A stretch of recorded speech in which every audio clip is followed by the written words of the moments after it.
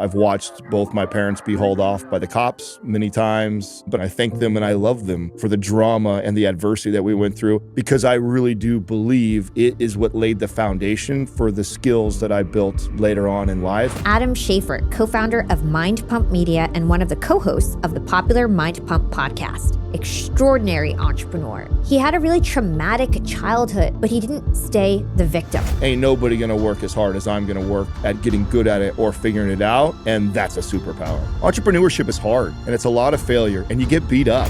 When someone makes a decision to buy, it really comes down to two things: value and price. Go prove to your audience first that you have something valuable enough that they'll listen. MindPump has multiple 8-figure businesses. How did you guys start MindPump? It's kind of wild because Yeah, fam, what does it take to turn personal adversity into a thriving career in fitness and media? Well, today I'm excited to welcome Adam Schafer, co-founder of MindPump Media and one of the co-hosts of the popular MindPump podcast, to tell us exactly how. Now, Adam Schafer is an amazing, extraordinary entrepreneur. He was so good that I convinced him to talk to me for over an hour and 40 minutes. And I do this with anyone who I feel like just has so much information that I need to extract from my listeners. Adam definitely did not disappoint. He gave so much amazing information. And in part 1 of this episode, we're really focusing on his challenging childhood.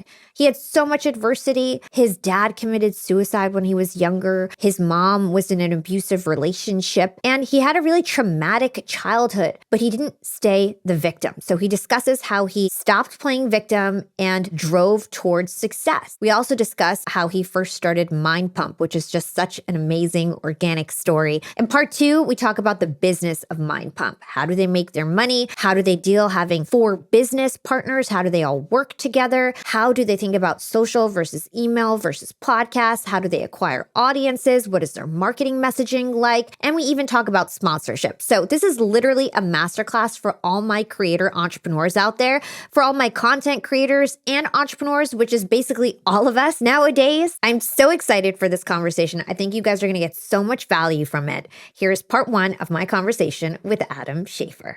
Adam, welcome to Young and Profiting Podcast. Thank you. I'm excited to be here. I'm so excited for this conversation. I can't wait to pick your brain about fitness, about business. And when I was studying for this interview, I found out that you've been an entrepreneur for a really long time. You started a lawn mowing business before you could even drive. Yeah. And so I want to know, where did this entrepreneurial spirit come from, and why have you always been young and profiting? I don't think it's a very sexy story because it was more out of, necessity. I grew up in a home. I'm the oldest of 5. And we weren't, my parents weren't very financially successful. We struggled. We moved around a lot. I lived in 9 different homes growing up, and that was because many times we couldn't afford to live in that house or were being evicted. And so if I wanted something as a kid, I had to go get it. And so it wasn't like I grew up with like this fire to, I want to build a business when I get older. It was like, hey, if I want those new sneakers that all my friends have, or the new starter jacket, dating myself a bit there, like that was really cool. Like I better go find a way to make money and do that. And so being 15 years old, one of the things I could do was mow a lawn. Been mowing my lawn for a very long time. I know there was people that needed it. In the town I grew up in, there was definitely one side of the tracks, which is where I lived, and then there was like the rich people that lived on the other side of the tracks and where the golf course was. And so my buddy and I, when we were 15 years old, had our parents drop us off in the rich neighborhood. And we made little flyers that said A&J lawn mowing. And we went door to door, just knocking on people's door and asking them if they wanted their lawns mowed. And it turned into not only mowing lawns, but we ended up being like a little handyman for anybody. And I did staining and painting, and make fence post up. Whatever they were willing to give me, I was willing to take it. And so it started off with that. And, back then, the idea of A&J lawn mowing service was so I would be in the front of the yellow pages, which I never even got to, but that was the thought process of, what are we going to name this business? And it was mildly successful. For my age and what I was doing, it was perfect. I worked the weekends. It gave me enough money in my pocket to keep up with my friends that had wealthier parents and that could buy the sneakers and the stuff. And so that's really how it started for me. The next like venture or job that I did was working in a dairy. So I was a bovine mammary extraction technician, which is a fancy term for I milked cows. But I got to work for a couple that had built this business from the ground up and really got to peer into what I think is like a lot of real entrepreneurship and not the sexy side, the side that is hard work and no vacations and 7 days a week, twice a day, you have to milk cows. And I got to know the family really well after 4 years of working there. And I actually was turned off by entrepreneurship once I found how little they made and how difficult it was for them to have a success. They would be considered successful because they built their livelihood. They had a home and a family and fed their family, but they struggled and they worked really, really hard. And so that kind of turned me off a little bit about entrepreneurs. Like, man, this is going to be really easy. And it's not one of those things where you just start a business and you make a lot of money. And that's actually kind of how I was going to school for kinesiology. And I moved to San Jose to go finish my degree, moved in with my grandmother. And I walked across the street to go get a gym membership. And they saw that I was studying for kinesiology, kind of offered me a job on the spot. I was like, no, I'm not looking for a job. I'm actually coming over here just to finish school. They said, oh, well, you can work part-time and you can actually go through our school and we can teach you and educate you. And took a part-time job as a personal trainer and actually started to fall in love with entrepreneurship again. Because even though I worked for a company, building your business as a personal trainer is very much so like building your own business. Now, I had the beautiful luxury of a mega company that paid for advertising and marketing and kept the lead traffic and stuff like that coming through. And so it made building my business easier than it would have been by myself. But that was the first real taste of leadership and building a business I think that I ever really had. And that's what gave me the skills I'd say that I started to put into play later on in life was going to work for that company. And they did a really good job of, I mean, at that time, 24 Hour Fitness was a multi-billion-dollar company, largest health and fitness business in the world at the time. And they had all this data and analytics. And so I worked up my way up as a trainer within a short period of time into management. And so by 21 years old, I was managing a team of 20 trainers that were all more educated, more experienced, and older than I was. And so I was kind of thrusted into this leadership role, running this business at a very young age, not really knowing what I'm doing, but passionate about it, loved it.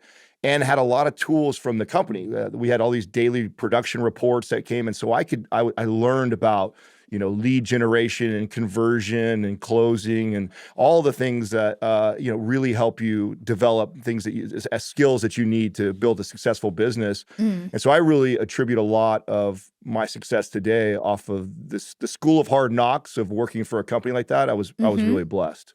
Yeah. I love your story because first of all, I've realized that a lot of the most successful entrepreneurs are like you. You've been working since you were a young age. I was the same. I had a job since I was 13 years old. And so by the time I was in my 20s getting my first real job, I had so much more experience than some of the other people. And I was able to like shine because I had sales skills from working at the mall. And, even if my intentions for working was just like you to just have cool clothes like everybody else, you learn so many skills doing that. I do want to kind of go back to your childhood a bit and dig into it because I know that you had a lot of adversity and I know that you had a lot of setbacks and other people may have stayed a victim for a very long time, but somehow you were able to kind of heal through a lot of the things that you went through, or maybe you didn't and you poured yourself into work, but I want to hear about it. Tell us, if you feel comfortable, some of the things that happened in your childhood and then how you were able to not just be a victim for the rest of your life. I love how you set the table there. I'm definitely not somebody who announces like this is what I went through because I don't believe in being a victim and feeling that way. Right? You may feel that way, but that goes nowhere if I focus on that. And I do think that has a lot to do with the success of me as an adult was the childhood adversity. So my father, when I was 7 years old, committed suicide. My mom then remarried into an abusive relationship.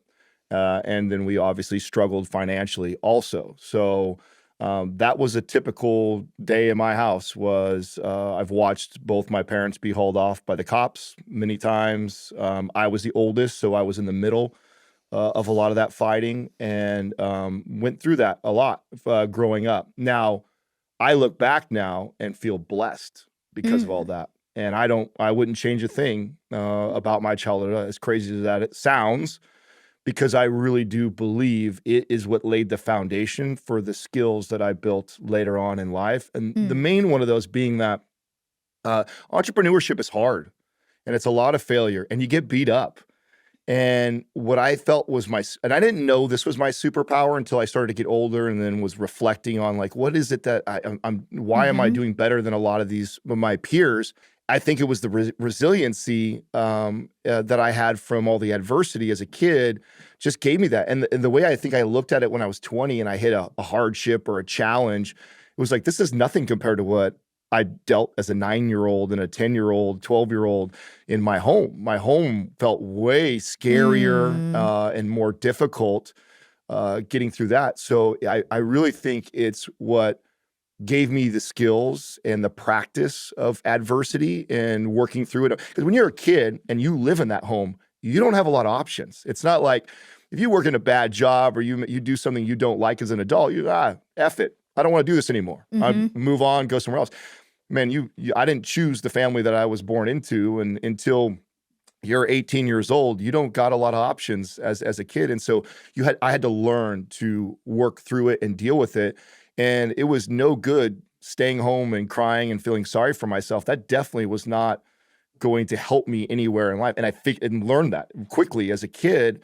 And so that same attitude, I think I carried over into adulthood. So when, I'm trying to build my business as a personal trainer and people are telling me no after no after no, and Mhm. it's hard, and like you have a deal you think you're gonna get through and then it doesn't go through, and you're working a client at 5 a.m. and another one at noon and then another one at 8 o'clock at night, and you're there all day just to make 3 hours worth of income. Those were all like hard things, but it didn't feel hard for me. It Mm. felt that's life is hard. I think I had accepted that life is difficult and it presents all these different challenges. And hey, if it didn't kill me, I can get up tomorrow and do it again and figure a better way out.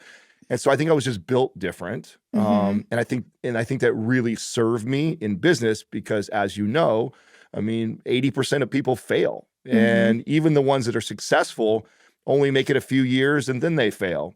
And then even fewer make it to like the big leagues and making millions of dollars. And so the win percentage and the chance of me doing well was very, very slim. But I felt that way from the start as a kid.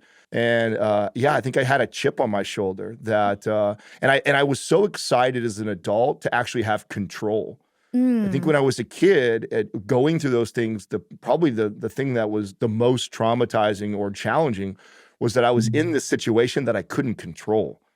That I didn't have I woke up and went to school and did my thing every single day in a home that I had to be in. In Yeah. fact, I didn't even know how much I wasn't in control until I ran away when I was 17 years old. And I ran away when I was 17 years old because my grandmother bought a car from me to help me get to my job that I used to go to at 4 o'clock in the morning before school.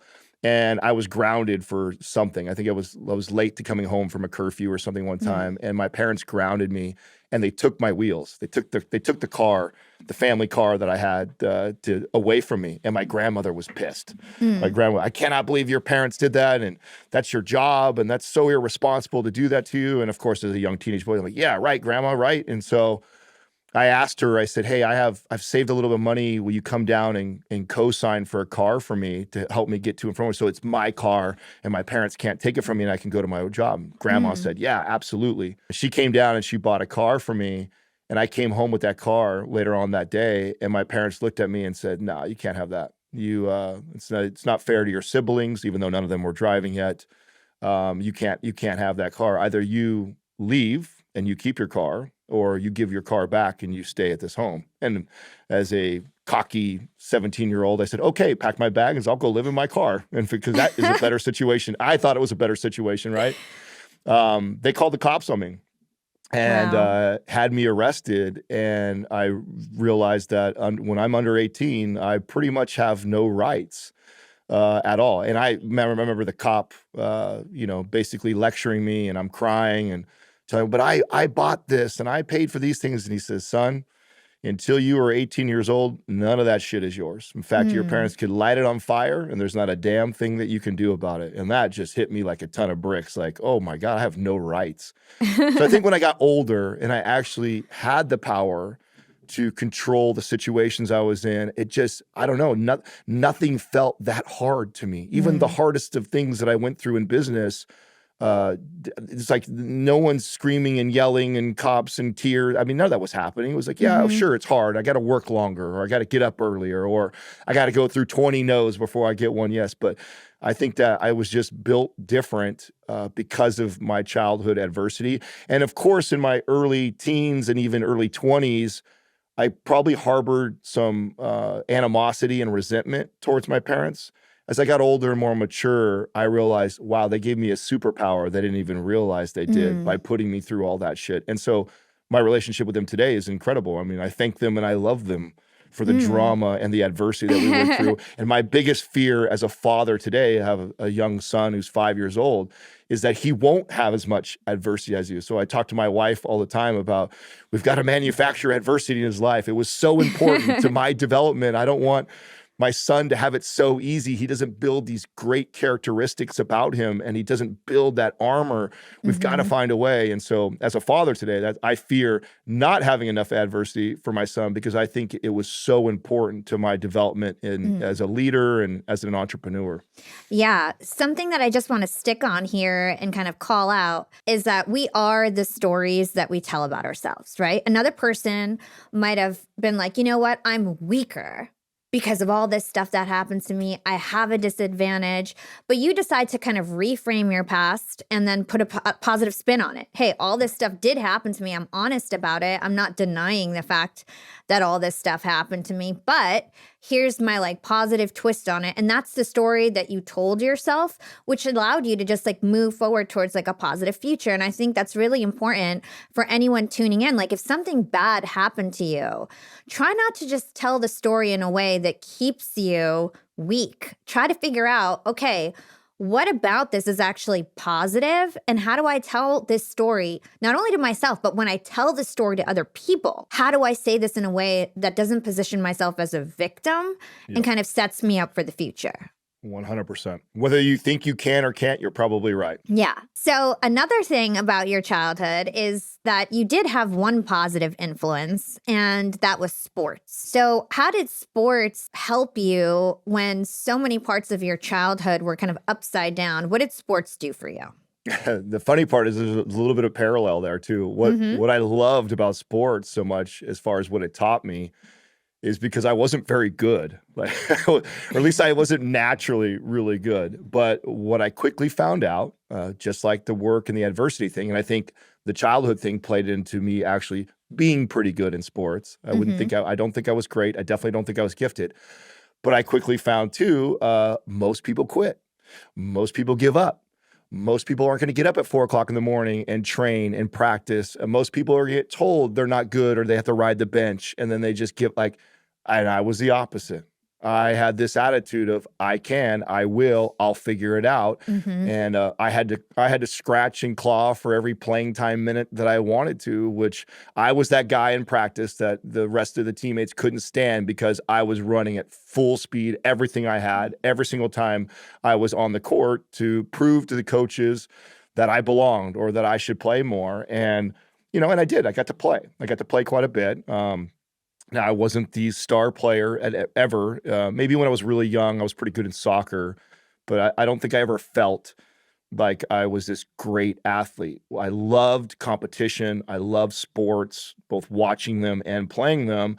And so I wanted to. And that's where all my friends, all of the kids that I wanted to hang out with and be friends, they were all athletes. They all played sports. And I wanted to have friends. I wanted all those things. And so, hey, if I wanted to fit in school when you're younger, fitting in the sport group means you got to play. You got to play all right. You got to be pretty good at it. And I was just willing to do the things that nobody else was willing to do. Mm. I was willing to work harder and get back up And so it very similar. Those same skill sets served me there. And I think, again, back to the adversity at home, having a hard practice or failing didn't seem like it was that scary or that bad. It was hard, but it didn't deter me. It was just like, okay, I'm going to have to work harder. I'm going to have to shoot more times. I'm going to have to get up earlier. I have to work more days. I have to make more sacrifices in my life than the average kid that could probably play video games all day, pick up the ball and just go play. And he was better than everybody. I wasn't that kid.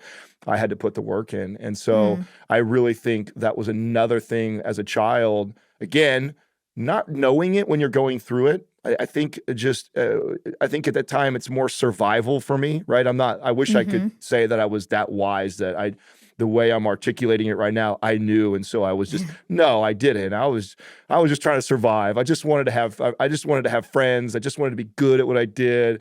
And the stuff that I think I cried about and I had a really hard time with at home was way scarier and way different than these obstacles that I was being presented in work and in sports. And so, yeah, I leaned into that. And then I think as I started to get later in my teens and obviously into adulthood, I started to recognize that was my superpower, was that, okay, I have this level to me that most people don't want to go. And even though I'm not as talented, I'm not as smart, I can lean into that. And that's what I'm going to do. And so it started to slowly build this confidence in me that, oh, okay, like, yeah, this is going to be hard, but ain't nobody going to work as hard as I'm going to work at getting good at it or figuring it out. And that's a superpower. And I'm going to lean into that. And so sports absolutely gave the same skills or developed that same skill for me. Now, you just mentioned confidence, but I know that it took you a while to like fully feel confident, even when you were a personal trainer and doing well and, fit and everything like that. You still had insecurities from your childhood.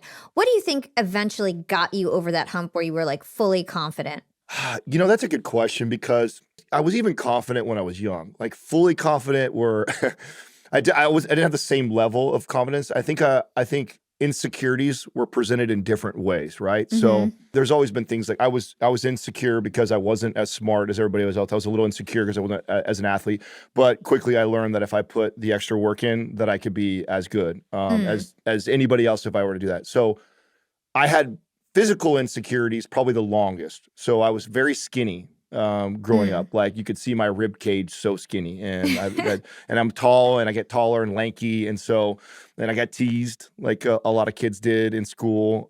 Again, none of that that didn't like hit me hard. Not like how some kids that can be traumatic for them. Again, like the stuff that I went through, that was way harder. So getting teased and people bullied me. I went through all that stuff, but I still didn't think that was that big of a deal. But it did cause a little bit of insecurity. And it did drive me to fitness. It was just like, okay, again, I can solve this. I can figure this out. Like I'm skinny. People are making fun of me for that. Okay, well, what can I do? Oh, I can go to the gym and start lifting weights and build muscle. Oh, wow, this is really hard. Takes a long time. That's okay. That's my superpower, leaning into that. It took a while before I think I started to build the confidence about what I looked like. I think that probably, of all the things that I was insecure about as a kid, that one probably hung around the longest, which, by the way, has probably what fed a lot of the success in the business that we're currently in right now. My co-hosts, they're openly talk about this too, right? We're very authentic and transparent, and we lead with those things, right? So when we built the podcast, a lot of the conversations we didn't share from a place of authority, like, we're telling you what to do. It was more like a sharing from, hey, I too know what it's like to be insecure about our body. And it drove a lot of the behaviors and the mistakes that I made in my 20s. And here's what I've learned through that process. And I'm still learning through that process. So we really presented our information on the podcast from that, even though we all had the national certs and education and experience to say to people, hey, you should do this, don't do that. We didn't lead with that. We led with vulnerability. And this is where we struggle. This is where we were weak. This is how I'm working on those things. I don't even know if I think we even did that strategically. Yeah. I think it kind of organically happened, and that's just kind of who all of us are character-wise. I think we learned that as personal trainers. And so, but that conversation of being vulnerable with people, it really serves you as a personal trainer. Like if you work with people, and we've been doing this for over 2 decades, where I work with people one-on-one, and most people that hire you as a personal trainer are very insecure about their bodies. They're 40, 50 pounds overweight, or they're skinny, or whatever it is, but most of them are insecure about how they look. And that's what initially drove them to try and fix that in the gym, and then ultimately hire you. And then here you are, this fit, young, buff trainer. Like that just makes them shell up even more. And so over trial and error, I realized, like, man, I have to be very vulnerable with these people and humanize myself, because they think, even though I don't think I'm a superhuman or what, they think of you like that, or they see you like that. And they'll hold in a lot of this personal stuff and a lot of the stuff that's going on inside them, which you need to learn how to solve as a good trainer. And if I wasn't going to get that out of them, I too needed to be vulnerable. They needed to see that I too have struggled and have insecurities and didn't have it easy. And so I think I learned that skill as developing my skills as a personal trainer. And I think you hear that in the podcast when we communicate to the masses, because that was how we talked to our clients, was we had to learn to, and I do think that this is what hurts even some of the smartest trainers that are out there on social media and on podcasts, is when you come off as this, authority where you know all, and you're so smart, and you're touting study after study to prove to people how much you know, you don't make that connection with those people. And if you want behavioral change to happen in a client, you've got to make a connection with them. And that becomes more important than how many studies you can regurgitate. And we learn that as personal trainers. And so I think that part of me, like I'm always looking for my insecurities. I'm always looking for my vulnerability, not only to share, but also that's how I work through it. So working through it is being okay, confident in talking about these things that I'm weak in, and together trying to solve that, and coming from that perspective. And so, I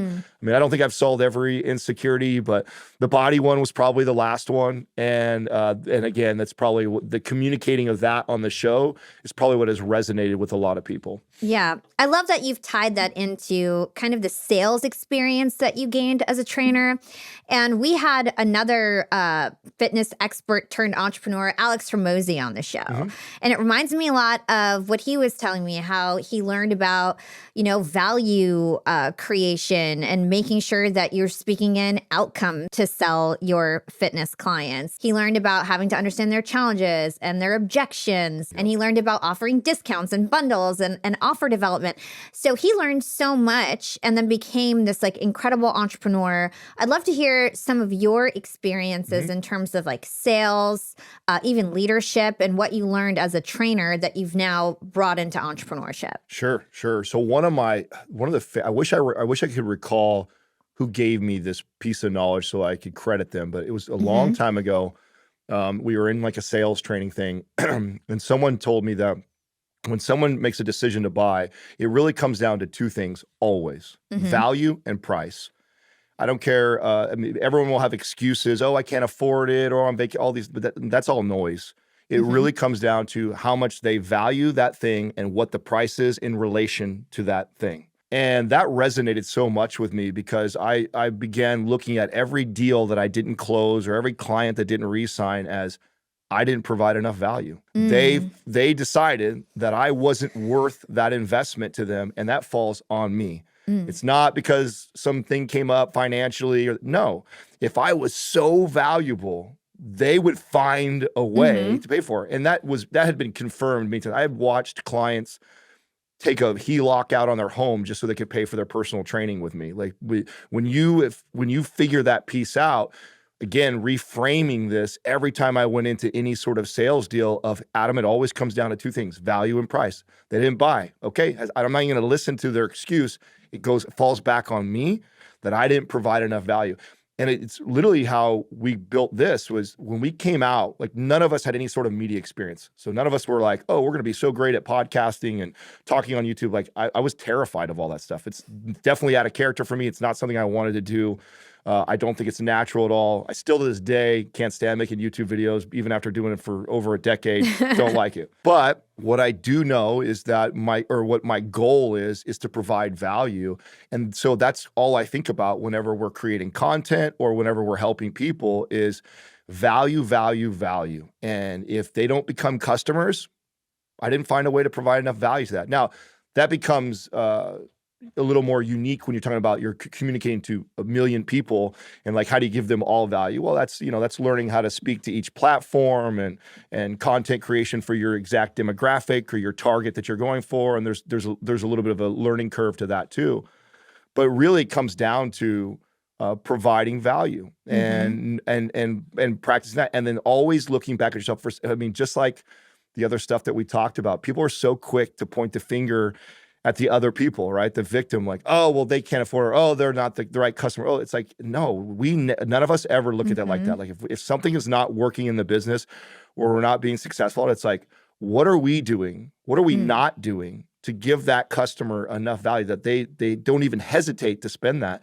And that's when we started the podcast, we actually had the product ready to sell. So MAPS Fitness Products is the foundation of what scaled and built this business originally. That's what brought us into the millions of dollars was the digital programs that we sell online. And we had that before the podcast even started.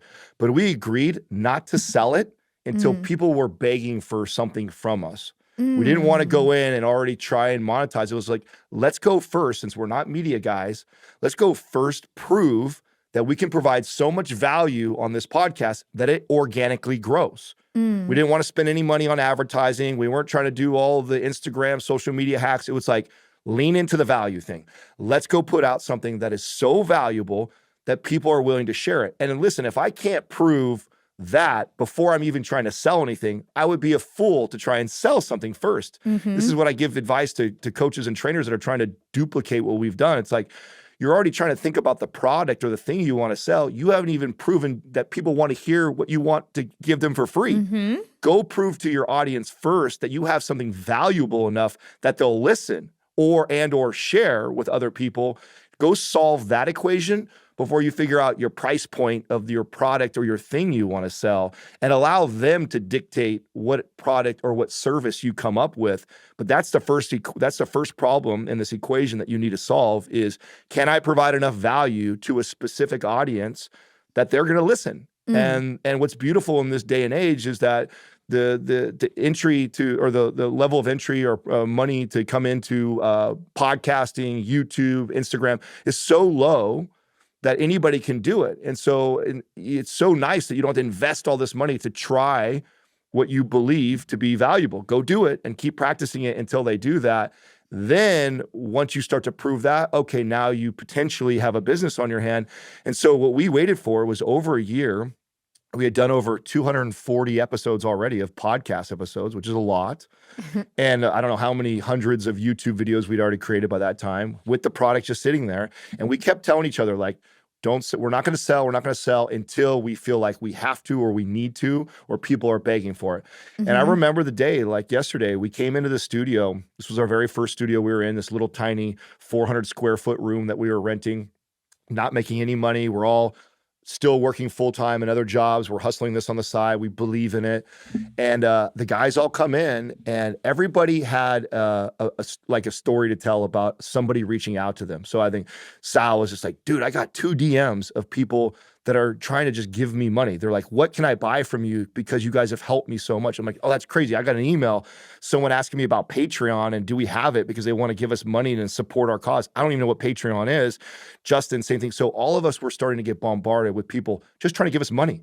We had already given them so much free, valuable content that we were already starting to create this loyal fan base of people that are going like, man, I took your advice and it changed my life and I lost all this weight and it helped my marriage. It was like, this stuff was starting to pour in. And then we all looked at each other and said, okay, I think it's time. I think it's time now to present to everybody that we have this digital fitness program to help them out. And, it didn't sell thousands right away. We sold probably a couple hundred, which was really good for us. And then we were doing nothing before. And the thing that I think that stuck with me the most was that a good portion of those people bought it and said things like, I'm already following another program, but I just wanted to support what you guys are doing. Or I don't even need it, but I've been wanting to give you guys, like, that was like half of the people were just, Wow. they weren't buying it because they thought, I think we're incredible program writers. I think that's part of our expertise.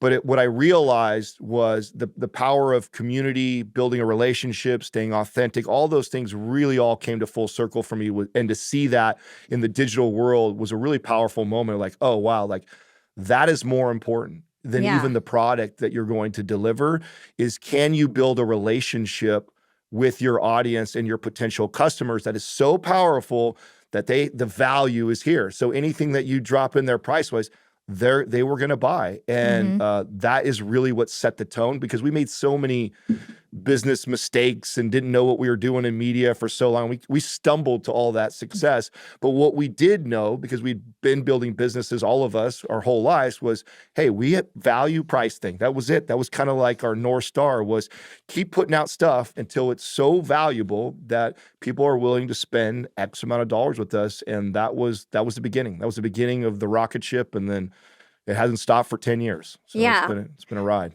It makes me feel excited just hearing about it, and I feel like you guys approached it in such a smart way. The fact that you just gave and gave value, and it's the law of reciprocity, right? You give and you give and you give, and people feel like they owe you.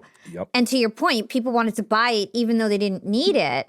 And the other thing is that the more value you give and the longer you wait. Like, I did the same thing. I'm like one of the top influencers on LinkedIn, and I waited like 3 years before I ever put out a course. And I just wanted to help people because I had no intention of even putting out a course, but eventually so many people ask you.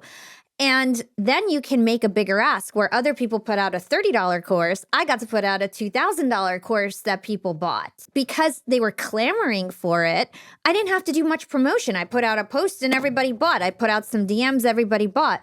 But then as time goes on, you need to get more creative with your lead gens and, pulling in new audience members and warming them up. So I definitely want to talk to you about how you get customers now. What's the origin story? Like, first of all, how did you guys start MindPump? How did you meet your co-hosts?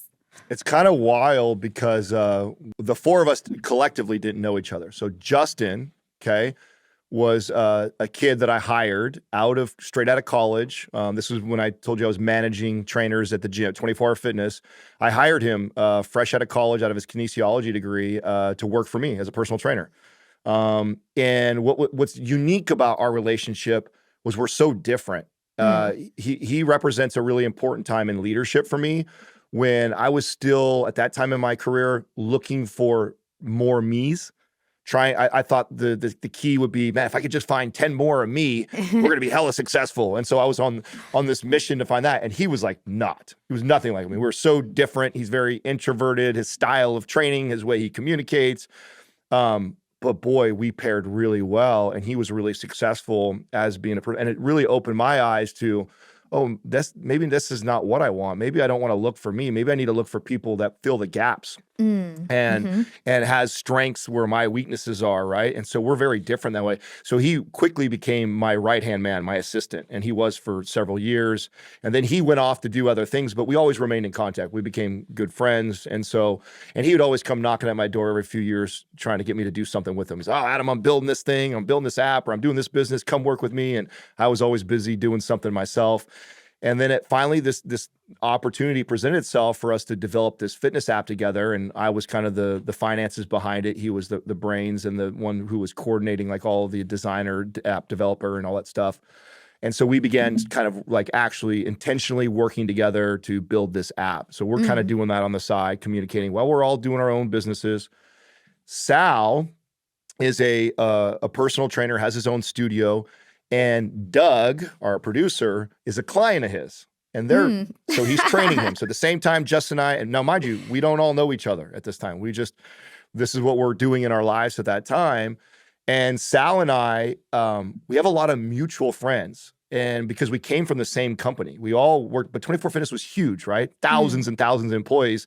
So we had never met each other.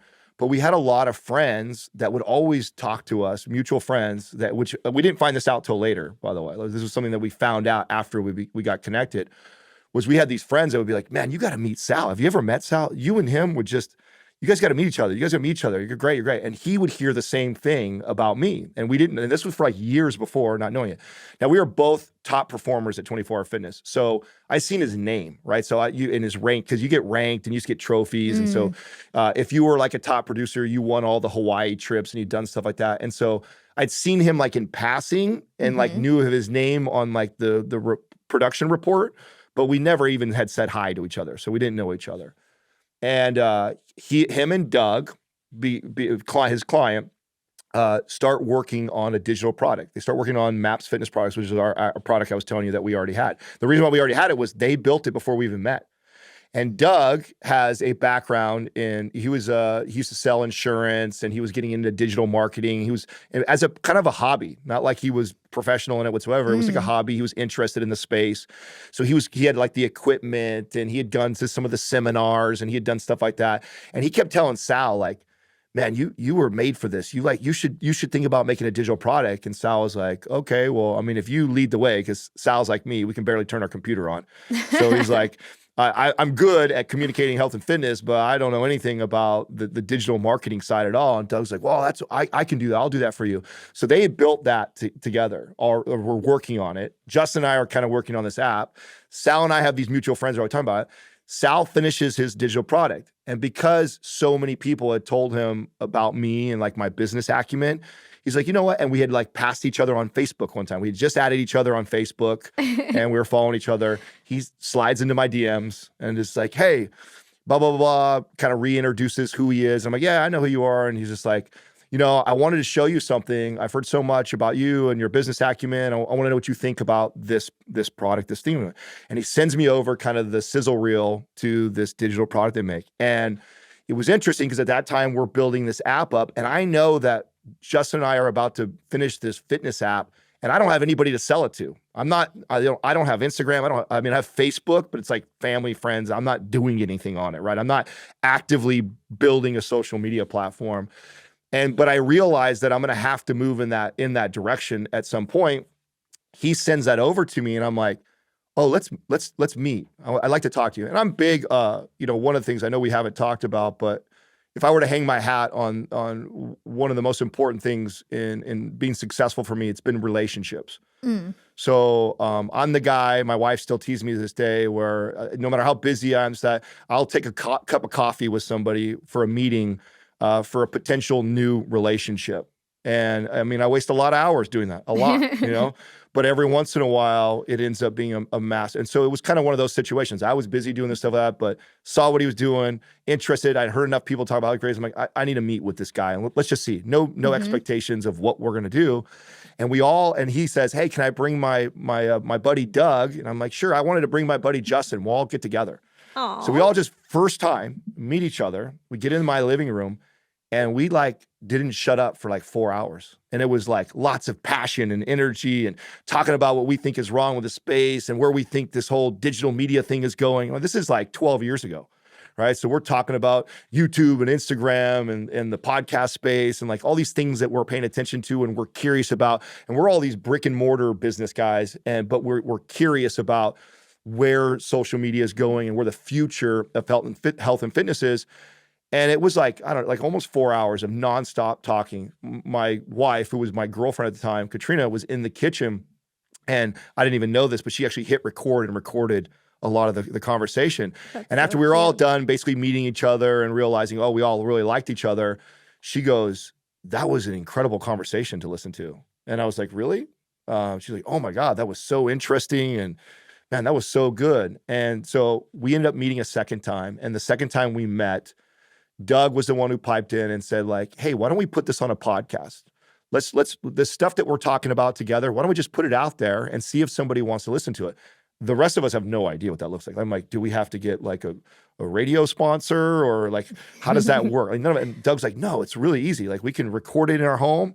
We could put it out there. It costs us virtually nothing to do it. And all of us were like, okay, let's go do it. Let's go put this out there and again, it started on the foundation of my girlfriend or my wife or my girlfriend at the time, my wife now, was like, oh, it was so incredibly awesome. We love the dynamic of the conversation. We know we had a lot of good information to provide people. One of the things we all agreed upon at that time, and no disrespect to any of the OG trainers or fitness people that were blowing up back on social media, but we really felt like the most popular people on social media at that time really got there for not necessarily the right reasons. And what I mean by that, they were just first adopters. They were really attractive. They did a lot of the before and after and look how sexy I look type of stuff. Or they were just cool, or they really understood algorithms and how to hack. And so a lot of these young kids were making millions of dollars already on YouTube and Instagram. And we were going like, listen, I may not be as good looking or as talented as some of these kids that are at the top of the fitness space, but I definitely know the information I have to provide is way better. Because I used to think like that too when I was 24, but I've learned over decades of training people, like, that's not the best way to communicate that. I've learned that already through being in the trenches for so long. And we all agreed that, oh yeah, I can't believe this person and that person is doing so. It's like, man, that's not right. They should be saying this. And say, hey, let's go put on a podcast. If we really believe that, we really believe we're that smart and we have that much better information, we have that much more value to give than these people that are making millions of dollars, let's go prove it. And that was literally how we started it, was let's put this podcast together. Let's go give all this information that we believe is better information than the top people in fitness were at that time, and just give it for free and prove that's as good and as valuable as we say it is. And that was the first litmus test to, do we have a business? We didn't overcomplicate whose role is what's the partnership look like, what's the financial split, what we're going to sell yet. None of that. It was, we really believe the information we had to give to people was better than what was out there. And so let's go prove that first. And then we started recording the podcast. And our strategy, the only strategy we had that time, was kind of going back to my childhood. This is what I love about Justin and Sal. This is probably the thing that, and even Doug, we all have in common. We all kind of have that attitude of, we will outwork the next guy. We will just bury somebody in work ethic. And none of us are cocky and think we're the most talented at anything, but we do believe that's a superpower that we all have. So that was a very important thing that connected all of us.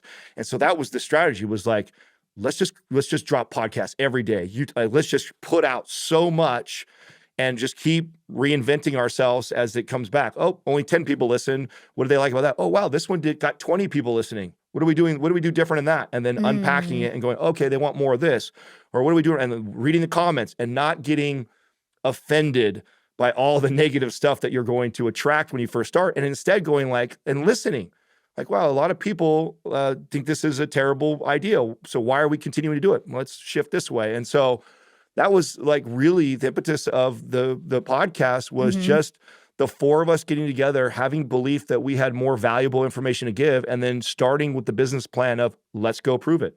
Let's go see if we can give so much free valuable content that it grows. And I think when we knew that was, I don't remember how many episodes deep we were, but it was for sure in the first 8 weeks, because in the first 8 weeks of podcasting, you have an opportunity to fall in what's called the new and noteworthy category. The first 8 weeks. And in the first 8 weeks, you are only competing against other people that are in their first 8 weeks. And it gives you an opportunity on iTunes to get populated right there on the front screen. If you can just have, and that, we also saw that as a huge advantage. Doug had read this. He knew that going into it. We're like, okay, let's go. We're not competing against the Joe Rogan who's been there forever. Yeah. We're competing against other people who are starting right now. And we believed in ourselves and our work ethic and what we had to give. It's like, let's go do that. And I remember when we reached, number one and new and noteworthy, and we were there for several weeks of the first 8 weeks. And that really catapulted the first initial wave of people. That paired with what I was doing at Orange Theory, which is a whole nother side story we can get into sometime, is like, I was out there on the ground building community in person, because that was what I was like, I know I can control that. I didn't know if I could control the new and noteworthy thing and get popular on social media, but I knew I was good at what I did and I could build community in person. And if I could just get a few hundred people in my community in person, I would have a couple hundred listeners that would listen to my podcast, and then maybe it would grow from there. So I was kind of simultaneously also doing that. And so I think the combination of we were actually doing okay on the podcast and got ranked a new and noteworthy, combined with what I was doing in person with community, really gave us the first foundation of the first few hundred or thousand listeners. And then it just snowballed. I have a couple follow-up questions to this that like you got my mind spinning here. The first one is about friendship and entrepreneurship. So I started as an entrepreneur. Now I have a business that's about to hit 8 figures next year. I run Yap Media. It's a social agency. I have a podcast network. It's the #1 business podcast network. When I first started my business, I was 100% owner. And it was great. I had a team, but it gets lonely. And now you just met one of my business partners, Jason. He's got 20% of the business and he's my best friend. And it is so much more fun. And like just work is so much more fun. It's so much better to like have somebody to lean on. And so what is your advice to people who are kind of like holding their equity to their belt and, not, they don't have a partner? Like what's your perspective on that? Yeah, this is an interesting conversation because I would tell you that my advice normally is to people is don't get a partnership. Don't do it. And I think a lot of that is because I recognize how blessed I am to have met 3 other guys that align so much with each other. It's probably the most interesting thing about this. I mean, we haven't got into all the things that we've built, but we've got multiple 7, 8-figure businesses. We invest in real estate together. We own 15 homes together, even partnership. Wow. We have angel investing together. We have a stock portfolio together. We are evenly split on everything. We do things. Sal wrote a book. He was published by Hachette and wrote a book. I made royalties from that book. I didn't spend a single minute doing anything to do that book. But I make royalties. I do business coaching for people on the side on my own time at home with that. I give that portion to my it goes right into the pot. We have just agreed that everything we build and we do together is an equal 4-way split, no matter what time and effort each guy puts into. And that is freaking very, very, very unique and very, very special. And I'm very, very blessed that we had that. A lot of that has to do with ego. And this is the other thing that probably connects us really well. We all have that kind of work ethic thing. And the other thing is that we all met each other at a place in our life where we had the opportunity to all be leaders and to work with teams long enough to know like the power of team over the individual. And we all are so competitive that we want to win more than any of us care about any sort of individual accolades or who gets the credit or who gets more money or a split that way. And ultimately, we know if we positioned ourselves that way in the business like that we would have abundance everywhere. And everybody in the business makes way more money than I think they ever dreamed or thought they would make. And so it's easy now, right? Yeah. Like at this point, it's like the revenue has got to places where everybody's so comfortable and stuff like that. It's actually not that big of a deal. But early on, that was really unique and special to have four guys like that. And I think it's different. So we talk about it a lot that it's marriage. I honestly think that I think my marriage is easier than my business partnership. I think being in a business, because you love that person, right? You love that person. You're attracted to that person. You sleep together every day. Like you chose that person to do life with. Like, so I actually think marriage is easier than business partnerships. I think business partnerships are like, a lot of people get into them because they see like, oh, you're talented in this. I'm talented in that. We would make a good team. Let's go build this business. But it's like being married. So you better be on the same page in a lot more than just, oh, you have that skill, I have this skill, and that makes a good business idea. I know you need to court people. If you're gonna go into business with someone, you need to court them as if you were going to marry them, because I think arguably more ugly when you get hundreds of thousands or millions of dollars involved, and you have this split. I mean, that really puts an added pressure to the relationship. Aside from you got to work with them, you have to steer a company or companies towards these core values. Do all of your core values align? Does your ideologies align? Like these things all really matter in partnership. And so that's the only way I ever recommend it to someone is if you feel like you've really vetted the person you're potentially going to go partnership, like you were going to marry them and you could be okay with living with them for the rest of your life.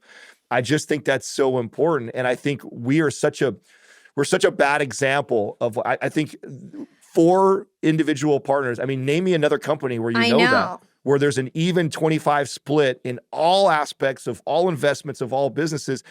We're like an anomaly. So I never give people that advice of like, oh, try and find 3 other dudes that you know, like that's probably, I mean, this is like, we believe that there's something greater going on besides us, that we weren't in control of this. It was very serendipitous the way it all played out. And so the advice I normally give is that do not underestimate the stress and the challenge of partnership. And so if you're going to do a partnership, you need to vet that person as if you were going to be marrying that person, because you're marrying them in business, and you're gonna. And let me tell you, we have all out fights. In fact, we just had one 2 days ago, and I should read the text to you. What I said back to the guys, because there was 2 different things that we got into in the same morning. Like it wasn't even 10 o'clock, and we had already like fought each other. We were yelling at each other back and forth. And I sent a text later on that night. Oh, here we go.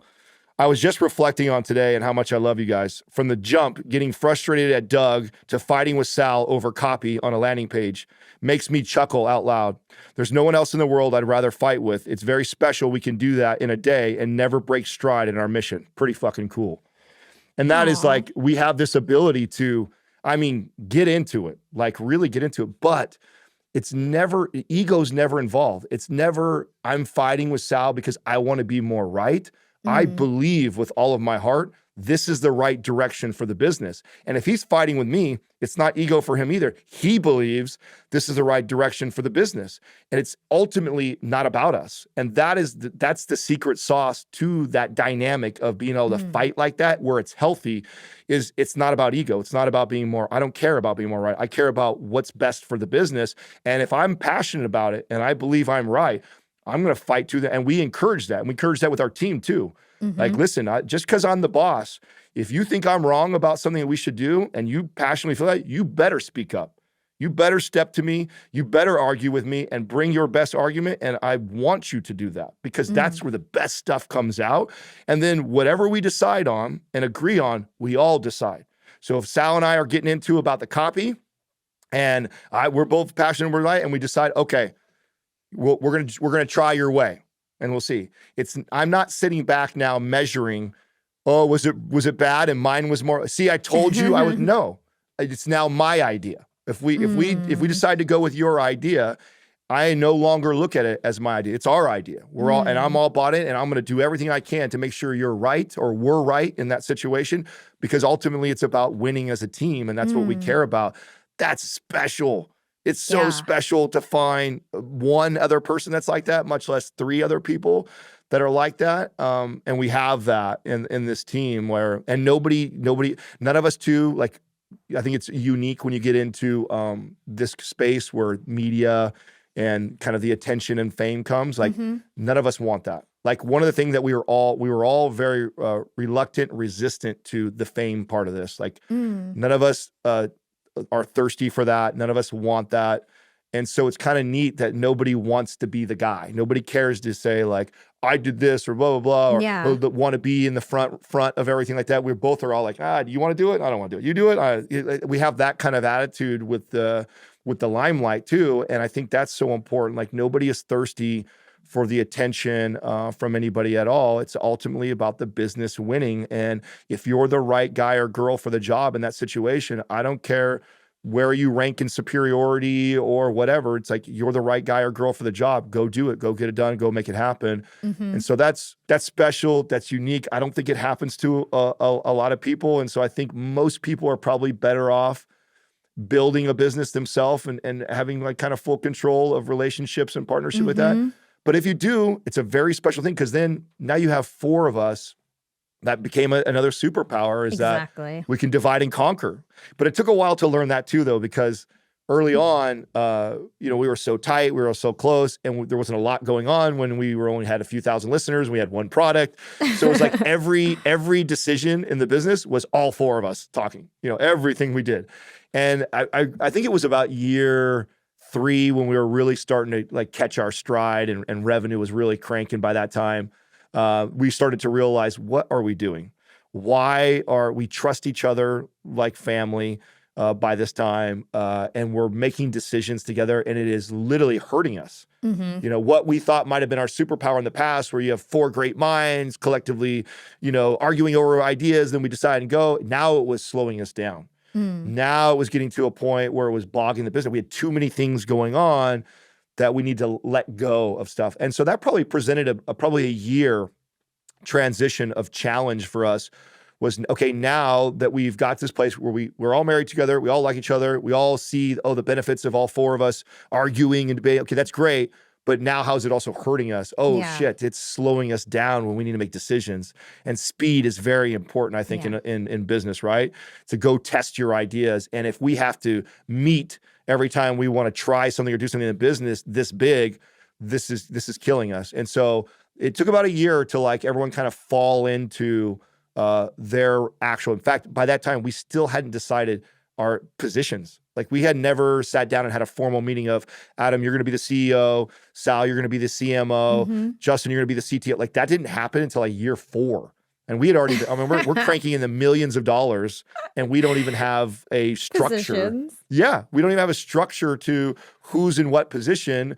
But I really didn't think it was that necessary until we had so many different revenue streams and departments and building a staff underneath us. Then it presented itself, and we realized that it was a bit of growing pains for about a year. And then everybody kind of naturally fell into these positions. And because we have that solid foundation, the relationship, marriage part, nobody, and I think this is so important in a marriage. If your marriage is not going to last very long, if you are constantly measuring what you bring to the table to what they bring to the table, and the time you spent on a thing compared to that, that marriage ain't going nowhere. If you and your wife are arguing over who did more of what, that's a quick recipe for that relationship. And the same thing goes in business. Yep. So I can't sit there and go I worked 7 days this week and I didn't get any breaks, this, that. And Justin, all you did was that one day nobody even measures that. It's you're the best at that. You like doing that. Lean into that. Go handle that. You like doing that. You're the best at that. Go handle that. Oh, that stuff you're terrible at. Don't even worry about it. I got it. That's how everything kind of unfolded, and the positions that everybody in is. We fell into the things that were our strengths, and we doubled down on it. And the things that we recognize that were weaknesses in each other, we let go of those things. So your example of partnerships, like you just said, very unusual. You don't really recommend it. You feel like it was just a magical, serendipitous thing. I'll give a quick example to the listeners of how I found my business partners, right? So I have one girl, Kate, who has 10%, Jason has 20%. Kate started as an intern when I first started my company. She was basically a volunteer who worked for free for a couple years. And then she was by far for her age especially, she was just such a rock star. And it was so obvious that she was special, right? And she got to work for me and basically became a mini me. So she ended up getting 10% of the business as one of my business partners. Jason was an acqui-hire. He had his own production company. I couldn't focus on production anymore. So I brought him in. He turned the whole team around. He was already entrepreneurial. He was an entrepreneur. And after 2 years of working together, I then decided to put him on a vesting agreement, right? So it's not just boom, oh, I met you at a coffee shop, want to do a 50-50 split? It's not that. You've got to really get to know somebody and decide, do I want to work with this person maybe forever until I retire? You courted them. You courted them for 2 years before you even considered doing that. I mean, exactly. That to me, that's so important. That's why it's not fair for me to tell people don't do it, but I think a lot of people think it's going to be easier. I think the fear, because it's scary, right? Most people fail. And so nobody wants to fail, and nobody wants to fail all by themselves. And so I think most people make the decision of a partnership out of this fear of failing by themselves. And then so they just search for somebody, oh, this person could bring, it's that's the wrong reason to do it. I think that's what you got to be very careful of. But I think that's a great strategy. I mean, we've done that now where, because there's so many different businesses and revenue streams, we've had people that just like that have been started off as an intern, worked their way up to a position, worked their way up to a leadership position, now get 10% of a revenue stream. So we've had people in the business where we've brought in kind of an equity split or a rev split on some things because they've earned that right to be, more than just an employee. And we really want to do that for most people. But I think that looking for that right out the gates, I think that's the mistake that most people make Yeah. when it comes to like partnerships. So totally agree.